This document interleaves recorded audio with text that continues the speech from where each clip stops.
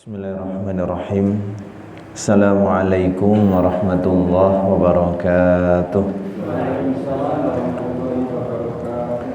Alhamdulillah. Alhamdulillahi ala ni'matil iman. Alhamdulillahi ala ni'matil Islam. Alhamdulillahi ala ni'matil Qur'an. Asyhadu an la ilaha illallah wahdahu la syarikalah. Wa asyhadu anna Muhammadan abduhu wa rasuluh la nabiyya wa la rasula ba'dah. Allahumma salli wa sallim wa barik ala sayyidina Muhammadin wa ala alihi wa ashabihi wa man sara ala nahjihi ila yaumiddin, amma ba'd.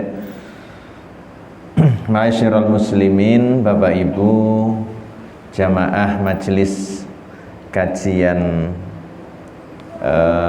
malam Kamis Masjid Jami Al-Huda Kampung Bebean, rahimani wa rahimakumullah.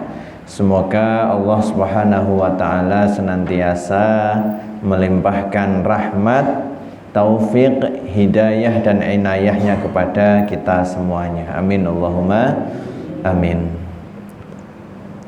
Sebagaimana yang kami sampaikan pekan kemarin pada pertemuan sebelumnya, untuk malam hari ini nanti kita akan menyelingi kajian hadis arba'in kita dengan pembahasan fikih kurban. Muqaddimah kami persingkat saja biar kita langsung ke pembahasan, dengan harapan nanti kita masih memiliki cukup waktu untuk sesi tanya jawab. Ngaten nggih? Bismillahirrahmanirrahim. Al-udhiyah. Ya, kita bahas tentang kurban. Bahasa Arabnya niku udhiyah atau dhuhiyatun. Teks Arab dari kitab tidak banyak kami baca, langsung ke maksud kandungan karena pembahasannya lumayan.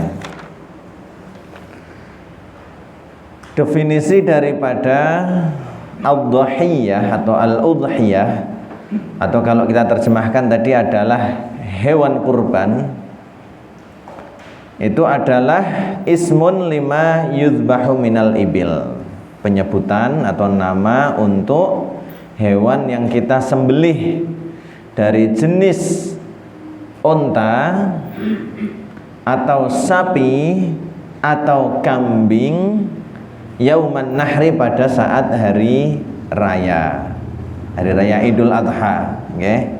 Atau disebut yaumun nahr, hari penyembelihan. Wa ayyamut tasyriq, dan hari-hari tasyriq. Jadi waktu penyembelihannya khusus. Di luar waktu yang ditentukan, statusnya bukan hewan kurban tapi sembelihan biasa. Taqarruban ilallahi ta'ala, sebagai bentuk taqarrub atau pendekatan diri kepada Allah Subhanahu wa ta'ala. Ibadah kurban ini disyariatkan oleh Allah Subhanahu wa ta'ala dengan landasan dalil firman Allah dalam surat Al-Kautsar. Bismillahirrahmanirrahim. Inna a'tayna kal kautsar fasolli li rabbika wanhar. Niki, fasolli li rabbika wanhar, maka solatlah engkau karena Rabbmu, wanhar, dan menyembelihlah karena Rabbmu. Juga firman Allah yang lain, wal budna ja'alnaha lakum min sya'airillahi lakum fiha khair. Wal budna, dan hewan-hewan kurban itu kami jadikan ia termasuk di antara syiar-syiar Allah bagi kalian. Lakum min sya'airillah, termasuk daripada syiar-syiar Allah. Lakum fiha khair, bagi kalian di dalamnya ada kebaikan-kebaikan. Maksud daripada an-nahru atau perintah wanhar dan sembelihlah, niku maksudnya adalah dzabhul udhiyah, penyembelihan hewan kurban. Kemudian hadis Rasulullah yang menyebutkan bahwasanya Nabi SAW itu berkurban. Itu banyak sekali hadisnya, ya. Wadhahal muslimun, dan kaum muslimin juga berkurban. Wa ajma'u ala dzalik, bahkan telah menjadi satu ijma', konsensus, kesepakatan akan disyariatkannya ibadah kurban ini. Fadluha, keutamaannya. Imam Tirmidzi meriwayatkan dari ibunda Aisyah bahwasanya Nabi SAW bersabda,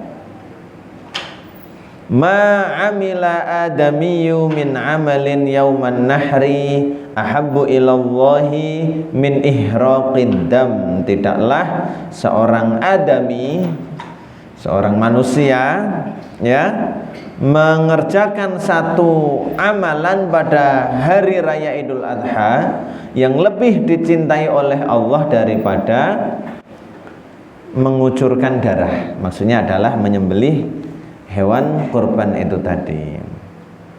Wa innaha lata'ti yaumal qiyamati biquruniha wa asy'ariha wa azlafiha.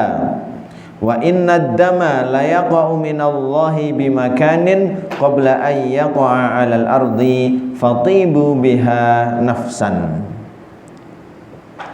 Sesungguhnya, ya, pada hari kiamat kelak hewan kurban itu, ya, akan datang menjadi pahala bagi dia dengan tanduknya, dengan rambut-rambutnya, dan sesungguhnya darah yang mengucur itu lebih cepat mendapatkan kedudukan di sisi Allah sebelum ia jatuh di atas tanah. Jangan bayangkan namanya nyembelih ini darah kan ya langsung mengucur dan langsung sampai ke tanah. Ternyata itu sampainya lebih cepat di sisi Allah Subhanahu wa taala. Ini satu ungkapan kinayah betapa cepatnya, ya, pahala kurban itu sampai di sisi Allah Subhanahu wa taala. Fatibu biha nafsan, maka bergembiralah. Hukum daripada ibadah kurban ini, al-udhiyatu sunnatun muakkadah. Hukumnya adalah sunnah muakkadah, kesunahan yang ditekankan. Wa yukrahu tarkuha ma'al qudrati 'alaiha, dan makruh meninggalkannya bagi yang memiliki qudrah, memiliki kemampuan. Aslinya secara kemampuan dia mampu, dia punya, tapi enggak menunaikan, ya, itu makruh, ya.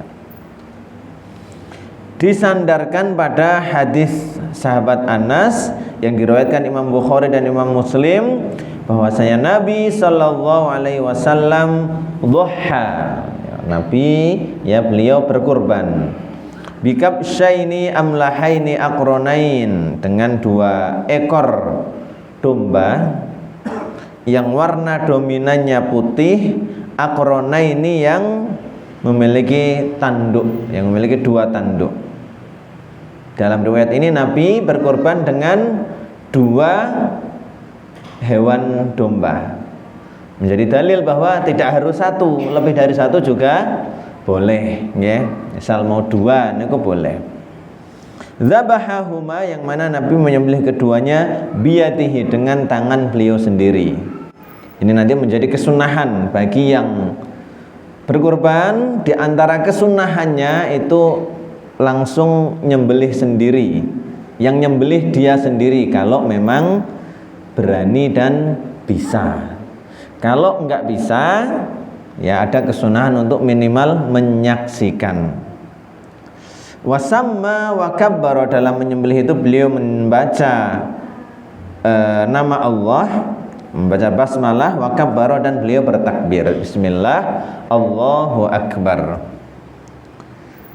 Imam Muslim dari Ummu Salamah juga meriwayatkan bahwa Nabi SAW bersabda, idza ra'aitum hilala dzilhijjah wa arada ahadukum ayyudhi falyumsik an sya'rihi wa adfarihi. Jika salah seorang di antara kalian telah melihat hilal bulan Zulhijjah, berarti telah masuk tanggal 1 Zulhijjah, wa arada ahadukum, dan salah seorang di antara kalian ingin ayyudhahi, untuk menunaikan kurban. Ini yang digarisbawahi ya.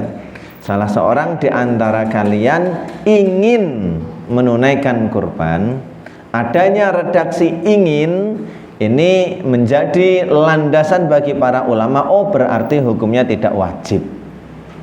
Sehingga kesimpulan hukumnya adalah sunnah muakkadah. Andai wajib, nggak mungkin Rasulullah menggunakan ungkapan dan salah seorang di antara kalian ingin menunaikan kurban. Kalau wajib kan berarti harus.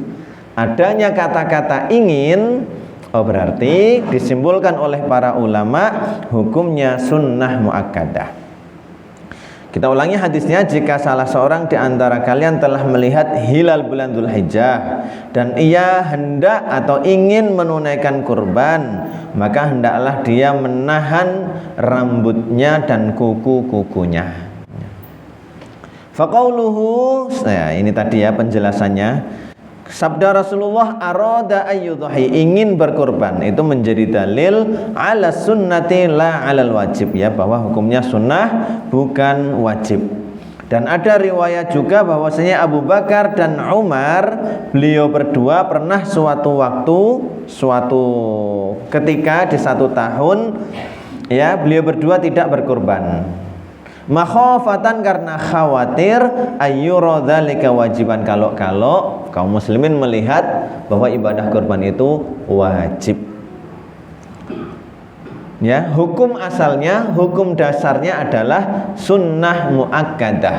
Makruh meninggalkan dalam kondisi memiliki kemampuan. Tapi bisa menjadi wajib. Yang pertama ketika seseorang menazarkan, misal ya, kalau hajat saya diparingi qabul ya, saya bernazar untuk, misal ya, ini sebagai contoh, seseorang mengucapkan seperti itu, saya bernazar untuk berkorban. Kemudian ternyata diijabah oleh Allah, kabul hajatnya ya, maka ia wajib memenuhi nazarnya. Kurban dalam konteks bagi yang menazarkan tadi, hukumnya berubah menjadi wajib. Dilandaskan pada firman Allah, man nazara ayyuti'allaha falyuti'hu, barang siapa yang bernazar dengan apa? Ketaatan kepada Allah, maka hendaklah dia mentaati. Nanti menjadi dalil pembahasan tentang nazar. Ketika nazarnya adalah ketaatan, maka wajib untuk direalisasikan, untuk ditunaikan. Tapi misal nazarnya adalah suatu kemaksiatan, sebelumnya dia belum tahu, masih jahiliyah, kemudian dalam perjalanan dia tahu itu, kresek-kresek nih, dalam perjalanan dia mungkin dapat ilmu, ikut ngaji bahwa nazarnya ini maksiat, maka dalam kondisi itu, yaitu nazarnya nanti dianulir, batalkan. Wa hatta law matan nazir fa innahu tajuzun niyabah fima ayyanahu binadarihi qabla mautihi. Bahkan ketika si penazar itu dilalahnya qadarullah meninggal, maka boleh diwakili oleh yang masih hidup, ahli warisnya ya, untuk menunaikan nazar tersebut. Kemudian kondisi kedua menjadi wajib ketika seseorang mengatakan hewan ini untuk Allah. Ini seseorang dalam konteks dia memang punya hewan ya, hewan termasuk yang jenis hewan yang bisa dikorbankan itu tadi, ini untuk Allah. Atau dia mengatakan ini akan saya jadikan hewan kurban. Nah, ketika ada ikrar seperti itu ya, maka wajib nantinya untuk dia tunaikan. Dan dalam pendapat Imam Malik, ketika seseorang membeli hewan, sejak pas proses membeli dia telah berniat ya bahwa akan diperuntukkan untuk kurban, maka menjadi wajib. Itu hukum hukum berkurban. Hukum asalnya adalah fardu sunnah muakkadah, dengan ketentuan makruh meninggalkan bagi yang memiliki kemampuan, kemudian bisa menjadi wajib ketika dinazarkan. Hikmah daripada pensyariatan kurban ini tentu banyak sekali hikmahnya. Sebelum ke hikmah, yang jelas berkurban itu dalam rangka ibadah, sebagai bentuk ketundukan kita kepada Allah Subhanahu wa taala, sebagai bentuk penunaian terhadap perintah Allah itu tadi. Kemudian hikmahnya adalah untuk mengenang dan mengingat kembali kisah Nabi Ibrahim, pengorbanan Nabi Ibrahim yang begitu luar biasa. Ketika Allah uji, ya, Nabi Ibrahim diperintahkan untuk menyembelih anaknya. Anak yang bukan sembarang, tapi anak yang sudah lama dinanti-nantikan, ya. Sampai usia beliau yang sudah tua, Nabi Ibrahim belum memiliki keturunan. Akhirnya Allah beri keturunan. Cinta sekali Nabi Ibrahim dengan keturunan ini, sudah lama dinanti-nanti. Ternyata Allah ingin menguji, jangan sampai kecintaannya Nabi Ibrahim kepada putranya, yakni Nabi Ismail, itu melebihi kecintaannya kepada Allah. Diperintahkan untuk menyembelih melalui mimpi. Mimpi sekali Nabi Ibrahim masih ragu-ragu, masih bingung, barangkali ini sekedar bunga tidur biasa. Mimpi itu berulang lagi, sampai akhirnya Nabi Ibrahim yakin ini dari Allah, baru kemudian disampaikan kepada Nabi Ismail. Ini kisahnya ada di surat As-Saffat, ya. Falamma balagha ma'ahu sa'ya, maka tatkala anaknya tersebut telah sampai pada usia as-sa'yu, qala ya bunayya, Ibrahim berkata, wahai ananda, inni ara fil manam, sungguhnya aku melihat dalam tidurku, anni adzbahuka, bahwasanya aku itu menyembelihmu. Ini perintah Allah, ya, perintah Allah. Fangzur madza tara, bagaimana menurutmu? Ismail kecil, ya, ditembung untuk disembelih. Tapi jawabannya begitu luar biasa. Ya abatif al ma tu'mar, wahai ayahanda, kalau memang ini perintah Allah, if'al, maka lakukan, maka tunaikan wahai ayah. Satajiduni, engkau akan mendapatiku insyaallahu minas sabirin, insyaallah termasuk orang-orang yang sabar. Sehingga apa? Spirit atau ya ruh daripada menunaikan ibadah kurban itu adalah meneladani pengorbanan Nabi Ibrahim dan Nabi Ismail, bahwa ketika itu adalah perintah Allah harus di atas segala-galanya, bahwa kecintaan kepada Allah harus mengalahkan kecintaan kita atas yang lainnya. Kecintaan Nabi Ibrahim kepada Allah dimenangkan daripada kecintaan kepada anak yang sangat dicintainya. Kecintaan Nabi Ismail terhadap nyawanya sendiri, ya, itu ya dikesampingkan dan lebih dimenangkan kecintaannya kepada Allah Subhanahu wa taala. Ketika kita berkorban itu dalam rangka bahwa kecintaan kita kepada Allah itu lebih tinggi dan lebih kita menangkan daripada kecintaan kita kepada harta. Ya, kalau sekedar sapi sepertujuh gitu ya, kambing itu insya Allah ya nggak ada apa-apanya dibanding dulu pengorbanannya Nabi Ibrahim dan Nabi Ismail.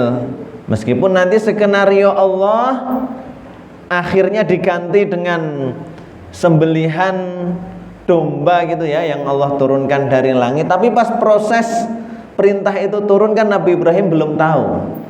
Yang jelas ini perintah Allah yang harus ditunaikan kan gitu. Nah itu, jadi dengan menunaikan ibadah kurban, salah satu hikmahnya adalah kita mengingat kembali untuk kemudian memetik hikmah dan spirit daripada dahulu pengorbanannya Nabiullah Ibrahim alaihi salam. Kemudian setelah itu ya hikmah-hikmah yang lainnya, tentunya dengan adanya syariat kurban akan memupuk ruhul jamaah, ruh kebersamaan, memperkuat rasa saling mencintai di antara sesama kaum muslimin, sama ya kita dengan sedulur-sedulur kita, dengan tetangga kita dan lain sebagainya, ya. Kemudian dengan jenis hewan apa kurban itu ditunaikan, ya? Hanya dari 3 jenis, unta, sapi atau kambing. Dan ini nanti untuk sapi para ulama mengkiaskan termasuk daripada jenis sapi itu adalah kerbau, ya, kerbau. Di sebagian daerah barangkali ada penunaian kurban itu ngagem kerbau, ya. Itu boleh. Dan kemudian tercakup dalam jenis kambing itu ya semua spesies jenis kambing. Kambing domba, kambing Jawa, kambing etawa, peranakan etawa, domba ekor besar, domba morino, napa malih jenis domba-domba niku, domba Garut, ya, semuanya masuk kategori kambing itu tadi. Dan tidak sah dengan selain 3 jenis ini tadi. Dengan unggas nggak boleh, ayam Ustaz nggak boleh, ayamnya bangkok ini Ustaz, longgor, tetap nggak boleh, ya. Enrok ya nggak boleh. Jadi ya tadi, ya, unta. Kalau unta kita di Indonesia nih kayaknya nggak ada, adanya di Gembira Luko. Nggak boleh nih, mesti dibeli. Yang umum sapi sama kambing niki. Yaqulu subhanah, yaqulullahu subhanah. Allah Subhanahu wa taala berfirman, liyadhkuru ismallahi ala ma razaqahum min bahimatil an'am. Tujuan daripada ibadah kurban itu adalah agar mereka mengingat nama Allah atas apa-apa yang telah Allah rizkikan kepada mereka. Jadi kita diberi oleh Allah rizki. Dengan adanya pensyariatan kurban, salah satu tujuannya biar kita ingat Allah atas rizki yang kita dapatkan itu. Mim bahimatil an'am, penunaian kurban itu dari jenis bahimatul an'am, dari jenis hewan yang masuk kategori al-an'am. Surat al-an'am itu artinya apa? Mungkin jangan cari terjemahannya. Binatang ternak, tapi yang selain unggas, ya, yang binatang ternak itu yang mungkin bahasa masyarakat kita apa? Rojokoyo, ya, rojokoyo. Jadi ya itu tadi, sapi mencakup kerbau, kemudian kambing dengan semua jenis kambing, ya, semua spesies jenis kambing, dan unta, ya, rojokoyo. Tapi kalau unta ya yang banyak di masyarakat Arab sana. Kemudian secara ketentuan umur, wa yujzi'u minadh-dha'ni ma lahu nisfu sanah. Ya, sah dari jenis domba yang telah genap umur setengah tahun. Kalau ini kita dari kita fikih sunnah, ya. Ini nanti ada khilaf khusus jenis domba, memang ada khilaf. Kalau dalam madhab Syafi'i itu minimal 1 tahun. Ya, kalau kita ngambil afdolnya yang sudah 1 tahun itu lebih afdol, sudah genap 1 tahun. Tapi ya misal mengakomodir seseorang yang tahun ini punya budgetnya minimal, ya, syarat atau yang terkena perintah untuk menunaikan kurban itu kan ketika terpenuhi 3 syarat wajib, ya, syaratnya dia seorang muslim, dia telah balik dan berakal, 3 punya kemampuan. Apa sih batasan punya kemampuan? Ketika ya dia memiliki budget anggaran untuk beli hewan kurban dan itu tidak mengganggu kehidupan dia dan orang-orang yang ada di bawah tanggung jawab nafkahnya. Artinya kebutuhan primernya tidak terganggu. Ia masih bisa makan, ia masih bisa berpakaian, ia masih bisa bertempat tinggal. Kebutuhan primernya tidak terganggu selama hari raya dan hari tasyrik. Nah, berarti untuk mengakomodir, misal kita ambil yang standar minimalis nggih. Domba sudah genap umur 6 bulan setengah tahun.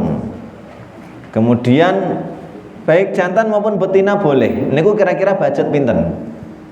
Domba betina umur 7 bulan lah. Niku 1 juta nggih pun angsal nggih. Nah, ketika diambil anggaran 1 juta, kemudian kehidupan dia dan keluarganya atau orang-orang yang ada di bawah pertanggungjawabannya, kebutuhan-kebutuhan primernya itu tidak terganggu, dia masuk kategori memiliki kemampuan. Adapun nanti kemampuan antara si A, si B, si fulan, si fulanah, ya beda-beda tergantung kemampuan budgetnya. Ada yang tahun ini dia bisa menunaikan yang levelnya yang afdol, ya umurnya sudah lebih banyak, kemudian jantan, kemudian gemuk, ginuk-ginuk gitu, yaitu lebih afdol. Tapi kan yang memang secara budget, kemampuan ekonominya tidak mampu yang kategori itu, ya tunaikan sesuai kemampuan yang dimiliki mawon. Kita misal yang Allah mampukan bisa dengan kategori yang lebih bagus, kemudian ada orang lain yang mungkin ngambilnya yang standar minimalis, tidak perlu dinyinyiri, nggih. Kemampuan orang beda-beda, mau menunaikan itu sudah bagus. Penyelenggara, panitia masjid misal, ya hendaknya mengakomodir semuanya. Misal buat paket sapi, ya bagusnya ya difasilitasi yang paket dengan reng harga 3,5 juta per ed. Boleh juga nanti ya difasilitasilah yang kelasnya lebih minimalis 2 juta per ed, dapat nggak ya sapi? Ya misal yang betina.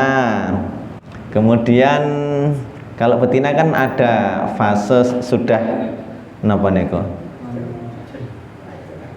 Istilahnya apa ya? Sudah, kalau orang itu sudah menopause gitu. Sudah mager lah. Itu kan ya biasanya murah lah. Mungkin untuk mengakomodir yang kemampuan budgetnya memang minimalis. Dan lain sebagainya. Domba, misal kambing, nanti ada yang kategori A rank harga sekian, kategori B rank harga sekian, kategori C rank harga sekian. Biar semuanya terfasilitasi untuk bisa menunaikan ibadah kurban. Kita lanjut, wa minal ma'iz, dan dari jenis kambing. Jadi kalau domba bahasa Arabnya dha'nun. Kambing itu dari bahasa Arabnya ma'izun. Itu telah genap umur 1 tahun. Dari jenis sapi yang telah genap umur 2 tahun minimal ya. Wa minal ibili, dari jenis onta yang telah genap umur 5 tahun. Yastawi fi dzalika, boleh atau sah baik dari yang jantan maupun yang betina. Imam Ahmad dan Imam Tirmidzi dari Abu Hurairah, beliau mengatakan bahwa beliau sahabat Abu Hurairah mendengar Rasulullah SAW bersabda, "Ni'matil udhiyah al-jaza'u minadh dha'n."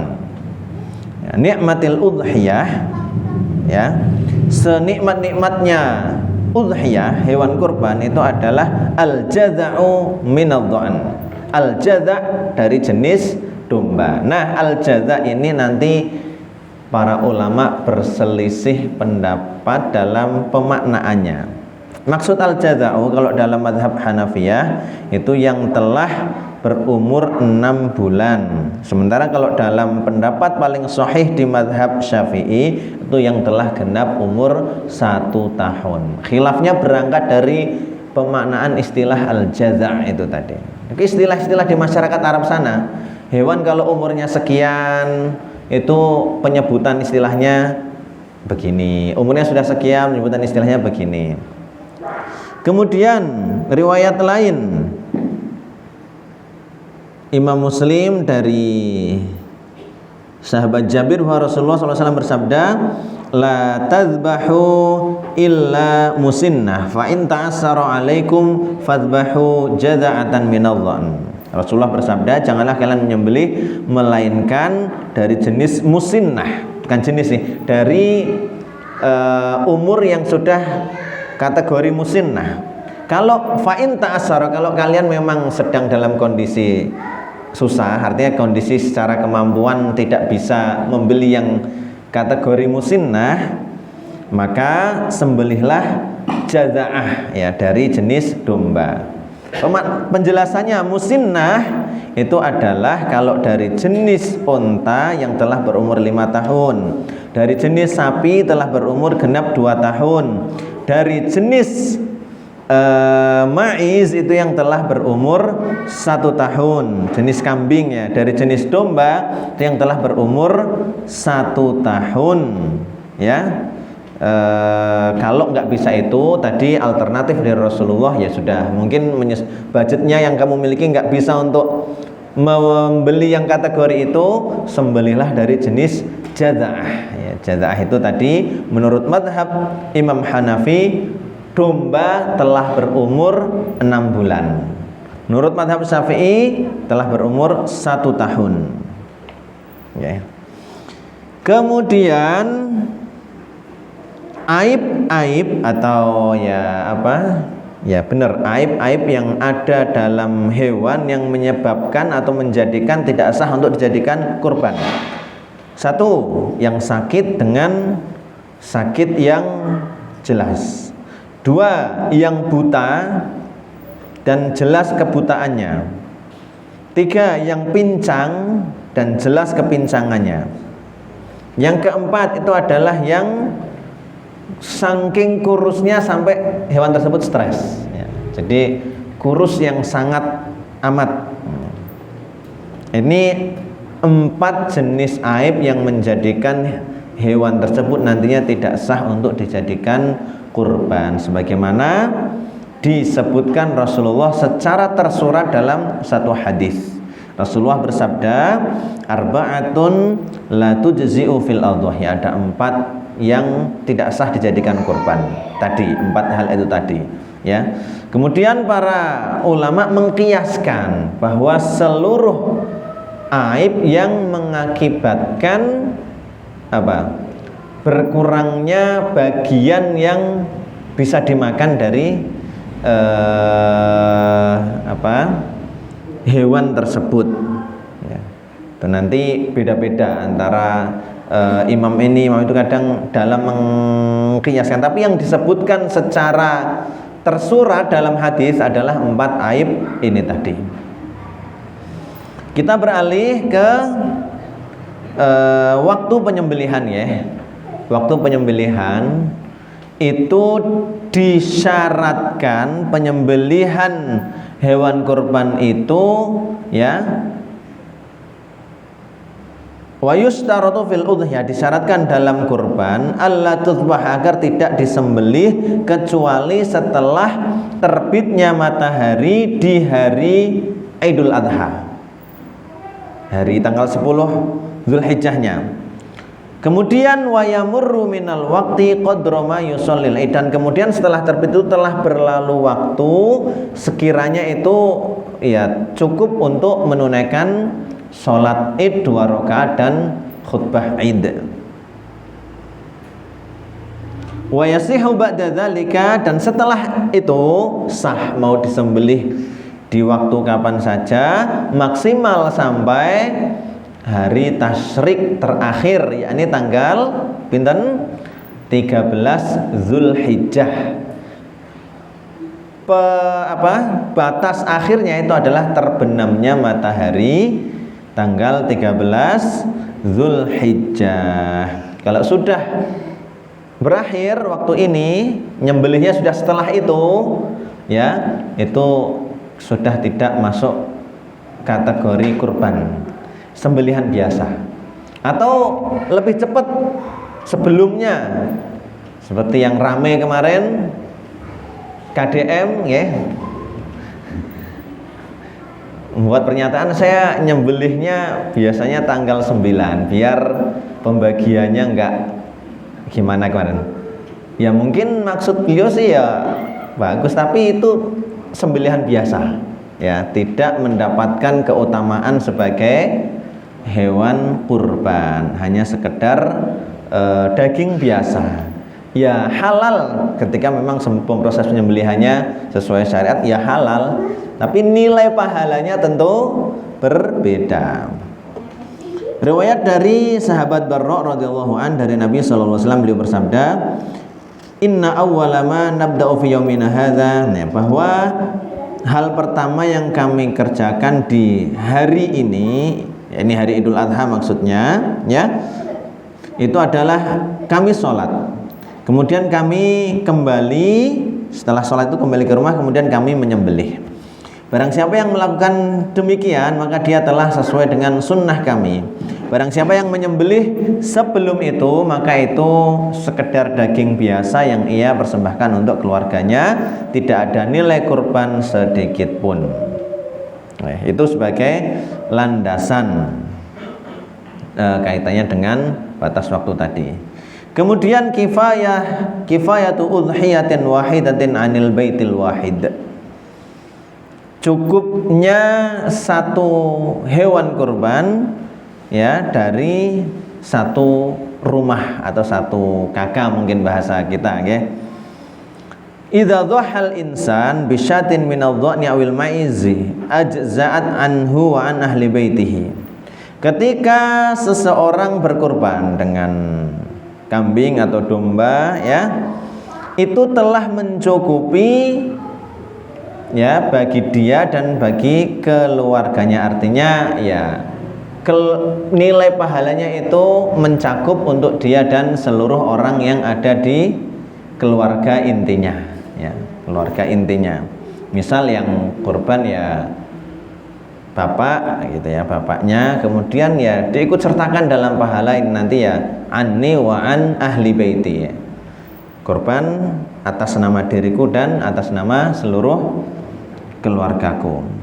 Faqad kana ar-rajulu minas sahabah radhiyallahu anhum yudhahi bisyati an nafsihi wa an ahli baiti. Dulu para sahabat itu ya berkurban dengan satu ekor kambing atas dirinya dan atas keluarganya. Fahiya sunnah kifayah, maka hukumnya adalah sunnah kifayah, dari ditinjau dari aspek kecukupannya mewakili satu keluarga, ya, mewakili satu keluarga. Tapi misal mau masing-masing suami ya berkurban, istri ya berkurban, ya itu lebih afdol, ya. Tapi seminimal-minimalnya ya ketika satu yang berkurban itu nanti sudah nilai pahalanya untuk satu keluarga.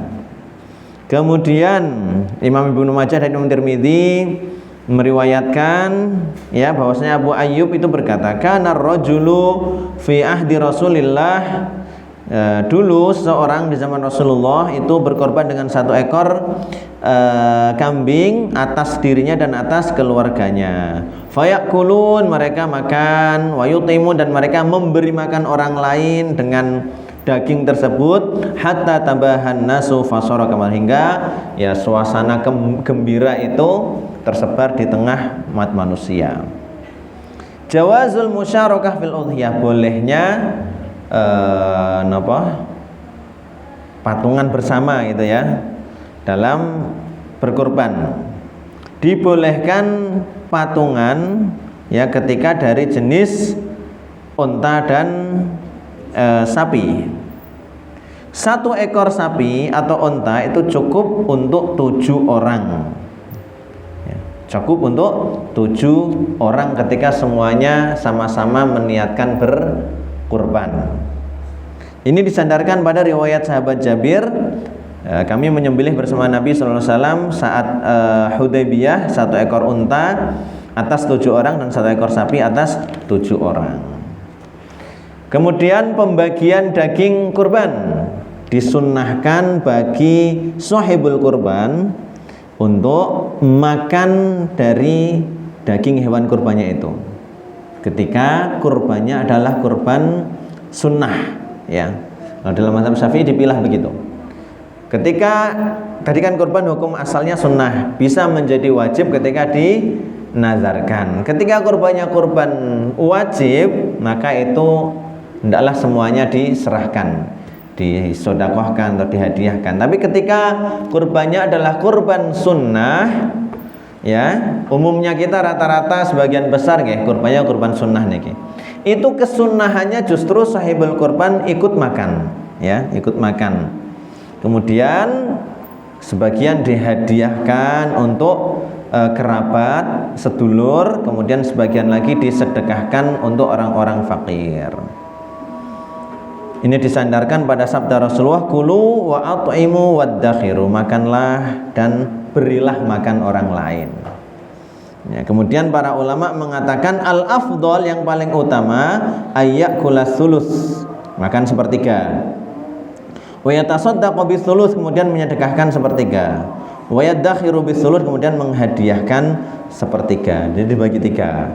Sepertiga ya boleh dia makan bersama keluarganya sahibul kurban tadi, sepertiga itu dihadiahkan itu apa bedanya hadiah dihadiahkan dan disedekahkan? Dihadiahkan itu ketika memang diberikannya kepada orang-orang yang mampu, orang yang kaya, ya tetangga kita, sedulur-sedulur kita.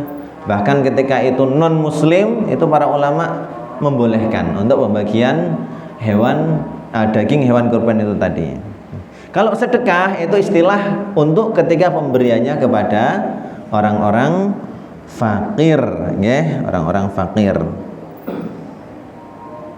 Kemudian di sini ada penekanan wala yajuzu bai'uha wala bai'u jildiha. Tidak boleh menjual bagian apapun dari hewan kurban itu tadi, tidak boleh pula menjual kulitnya.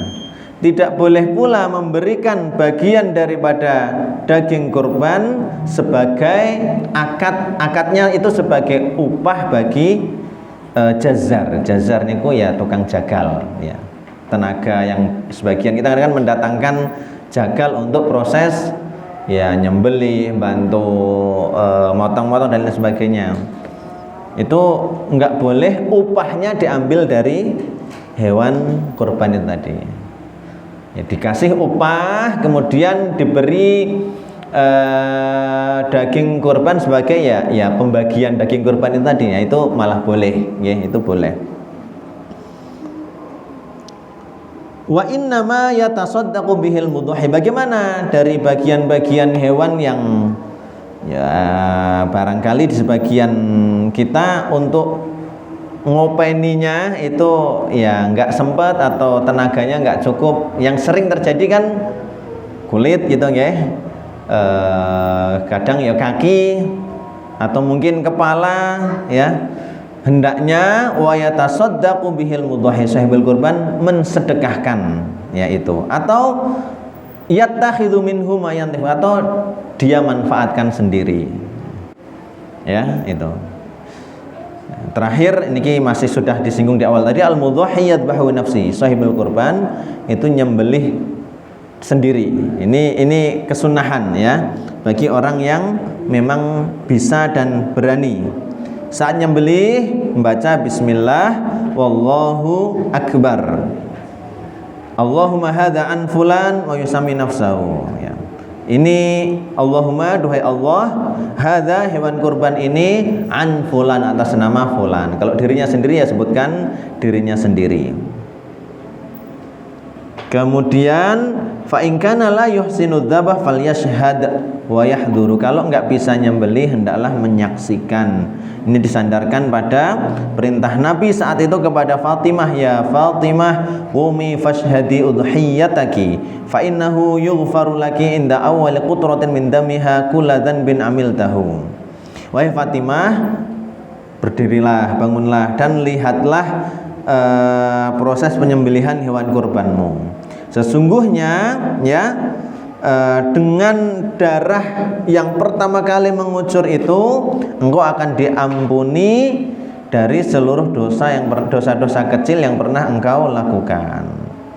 Wa quli, dan ucapkanlah, inna sholati wa nusuki wa mahyaya wa mamati lillahi rabbil alamin la syarika lahu wa bidzalika umirtu wa ana awwalul muslimin. Nah, ini nanti di antara ucapan setelah jenengan selesai menyembelih, kalau nyembelih sendiri atau selesai hewan jenengan disembelih, jenengan menyaksikan, setelah selesai baca ini, inna sholati wa nusuki wa mahyaya wa mamati lillahi rabbil alamin, minimal sampai situ. Sesungguhnya sholatku, wa nusuki, dan ibadah kurbanku, wa mahyaya, dan hidupku, wa mamati, dan matiku, lillah, itu semuanya adalah untuk Allah Rabbil Alamin, Rabb semesta alam.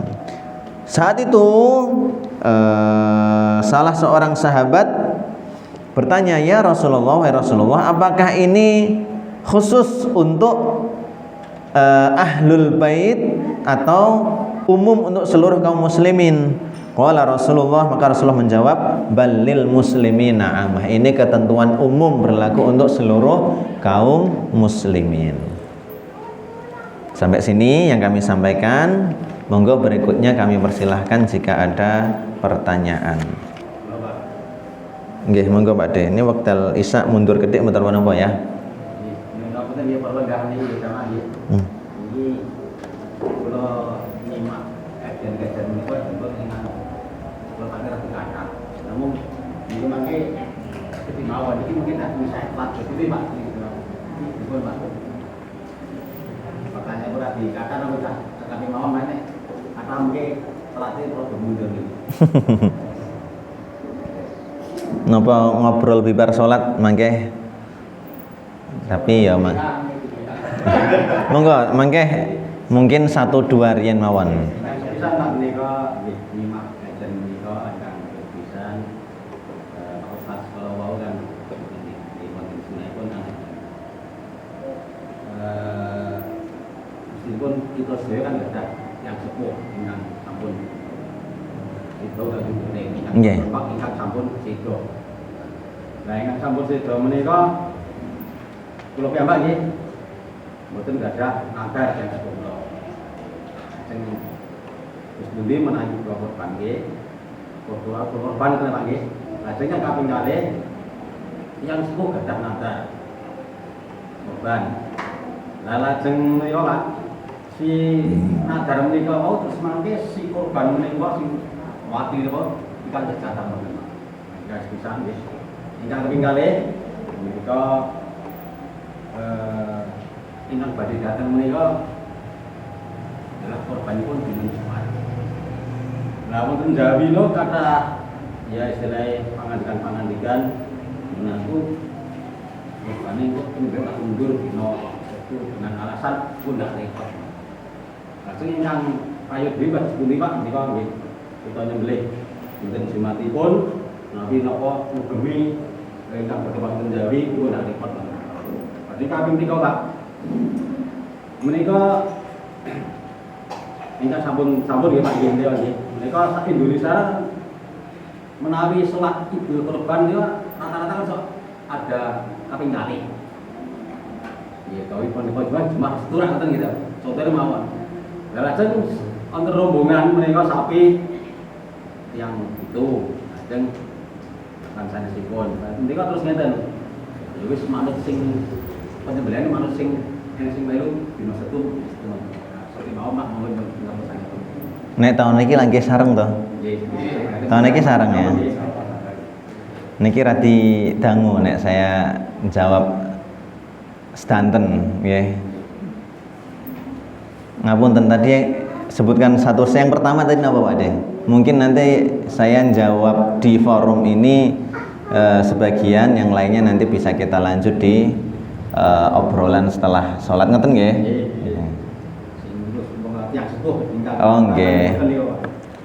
Ketika kasusnya adalah orang tua itu sebelumnya mewasiatkan pas masih hidupnya, itu nanti dia wajib, maksudnya orang tuanya sudah meninggal, sebelum meninggal sudah pernah berwasiat, anak atau ahli warisnya wajib menunaikan itu dalam rangka penunaian wasiat atau nazar itu tadi, ya. Dan itu nanti masuk kategorinya berarti kurban yang wajib karena nazar itu tadi, ya. Sehingga konsekuensinya ya itu nazar wajib, sehingga yang menunaikan itu pokoknya harus semuanya disedekahkan, ya. Ketika tidak ada wasiat, tidak ada nazar sebelumnya, kemudian seseorang hendak, ya, inisiatif dia sendiri mau berkurban, yaitu kurbannya ya atas nama dia sih, tapi nilai pahalanya mau dihadiahkan kepada orang tua. Itu nanti masuk babnya adalah bab menghadiahkan pahala untuk orang yang sudah meninggal, ya, ihda'us tsawab lil amwat. Itu nanti secara umum, entah dengan kurban, entah dengan tilawah Quran, entah dengan sedekah yang lain, itu pendapat paling kuat itu sampai. Tapi aslinya perintah kurban itu untuk orang yang hidup, ya, untuk orang yang masih hidup. Orang yang sudah meninggal nggak terkena perintah untuk berkurban. Jadi ya di atas namakannya tetap atas nama orang yang masih hidup itu tadi. Urusan nanti dia secara niat pahalanya dihadiahkan untuk orang yang sudah meninggal, itu insya Allah sampai dan boleh, ya. Tapi ya atas nama, cukup atas nama dia yang masih hidup itu tadi, ya, ngoten. Kecuali tadi kalau yang wasiat dan nazar itu memang atas namanya penunaian wasiat atau nazar dari orang tua saya dulu, misal kalau itu ada pesen wasiat seperti itu. Wasiat nanti tidak hanya wasiat kurban, misal ada wasiat yang lain, ya, selama itu adalah kebaikan, nah nanti ahli waris atau anak atau keluarga besarnya itu berkewajiban untuk menunaikan wasiat itu. Gitu, niku yang pertama. Yang kedua tadi sekedap napa Pak De? Pemberian hewan kurban untuk yang akan datang itu kan Oh, nggih. Tahun ini hari Jumat. Ya, terus itu ada rumor yang di luar itu mengaku boleh terus tuh baik cuma enggak repot. Nggih, kalau kemudian ngambil alternatif itu ya boleh-boleh saja. Sah, nggih. Sah, misal mau penyembelihannya digeser ke hari Sabtu. Misal mau tetap nyembelihnya di hari Jumat, ya boleh, dan afdol waktu penyembelihan itu adalah setelah selesai sholat Id. Kalau berbicara waktu paling afdol, kalau waktu boleh itu ya dari setelah selesai sholat Id sampai akhir hari tasyrik itu waktu boleh. Tapi waktu afdolnya niku kapan? Setelah selesai sholat Id. Jadi misal mau menunaikan hari Sabtu, ya boleh, sah, ya, sah. Tapi sudah kehilangan momen waktu paling afdolnya. Kalau misal menunaikan hari Jumat, itu nanti ada ketentuan ngeten untuk sholat Jumat. Meskipun ini khilaf, nanti ada khilaf. Tapi dalam madhab Imam Ahmad bin Hambal, ya, madhab Hambali, orang yang pas paginya sudah menghadiri sholat Id, ya, itu siangnya ketika ada sholat Jumat dia mukhayyar. Mukhayyar itu ya punya pilihan. Insya'a kalau dia menghendaki mau sholat Jumat ya boleh, atau mau diganti dengan sholat zuhur itu boleh, ya. Tapi ini tadi orang yang pas paginya sudah sholat Id yang punya rukhsah ini, artinya bagi dia sholat Jumat tidak lagi wajib, ya, tidak lagi wajib, ya. Tapi kalau paginya nggak sholat Id, siang ya nggak sholat Jumat juga lah, ini yang gabrul nih. Terus ya napa? keringanan ini sifatnya adalah untuk person to person. Adapun bagi imam atau bagi penyelenggara Jumatan, dalam hal ini masjid atau BKM, pengurus masjid, itu tetap wajib memfasilitasi dan menyelenggarakan. Tetap wajib memfasilitasi dan menyelenggarakan. Ini juga yang kemudian ditarjih dan difatwakan oleh Majelis Tarjih Muhammadiyah. Jadi kan kalau mau ngecek ya, bahwa ketika hari raya, sebenarnya nggak harus Idul Adha, berlaku juga untuk Idul Fitri, itu berbarengan dengan hari Jumat, sehingga bertemulah 2 hari raya. Karena hari Jumat itu juga hari raya bagi kaum muslimin yang sifatnya pekanan. Maka kaum muslimin yang paginya sudah sholat Id itu mendapat keringanan sholat Jumat, bagi dia tidak lagi wajib, tapi dia boleh bebas memilih. Bebas memilih, tidak ada mana yang lebih afdol, 50-50 saja. Mau sholat ke sholat Jumat boleh, mau diganti dengan sholat zuhur boleh. Tapi meskipun diganti dengan sholat zuhur, ini tetap afdolnya ya sholat di awal waktu. Artinya kan ya tetap harus bersih-bersih diri kan. Sama juga kalau berbicara afdolnya. Tapi kalau mau agak diakhirkan ya boleh, tetap sah. Tadi kalau dalam hadisnya Rasulullah mengatakan ya, yang pagi tadi sudah sholat Id, maka kalau dia menghendaki boleh sholat Jumat, kalau menghendaki boleh sholat zuhur. Adapun aku, dalam riwayat tersebut, maka aku itu tetap menunaikan sholat Jumat. Itu nanti menjadi landasan bahwa bagi imam itu harus tetap memfasilitasi. Ya, dalam hal ini bagi masjid, bagi pengurus masjid harus tetap memfasilitasi. Nego jadi opsional, monggo dirembuk kebijaksanaannya pripun, mau digeser ke hari Sabtu ya boleh, mau tetap di hari Jumat ya boleh, dan ada ketentuan keringanan itu tadi, ya. Sementara niku riyen ya, nanti yang lainnya kita lanjutkan insyaallah, ngobrol-ngobrol sekedap nanti setelah sholat Isya. Kita tutup dengan membaca hamdalah dan doa kafaratul majelis. Alhamdulillahirabbil alamin, subhanakallahumma bihamdika asyhadu an la ilaha illa anta astaghfiruka wa atubu ilaik. Assalamualaikum warahmatullahi wabarakatuh.